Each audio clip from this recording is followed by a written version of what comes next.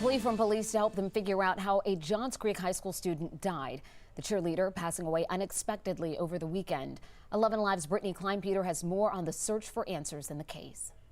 Fulton County schools have confirmed that 16-year-old Carly Jackson attended Johns Creek High School and she was in the 11th grade. Tonight, it's clear so many people are grieving for this young woman. A Facebook post on the Johns Creek High School cheerleading squad's page gives a snapshot into Carly Jackson's life. In the shout-out post, Jackson describes just how much she loves cheering and how happy it makes her, also calling her amazing mom her greatest influence, talking about her dreams of becoming a flight attendant. Tonight, Johns Creek police are still trying to determine how she died last weekend. A newly released police report indicates a friend was with her Saturday night, then found her unresponsive Sunday morning. The report indicates no weapons were found at the home. Police haven't offered much other insight into what may have happened. In a letter sent to parents from the school, the principal wrote, "There are times when it is necessary to communicate news that is painful for all of us. During those times, we must be prepared to support each other and our students. It saddens me to announce that one of our 11th grade Johns Creek High School students has died unexpectedly." The letter also shared virtual and on-campus resources that students could turn to for support.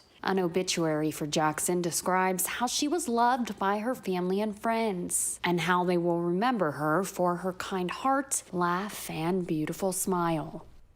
A funeral will be held tomorrow and is closed to the public. If you know anything that can help detectives with the case, you're asked to call Johns Creek Police.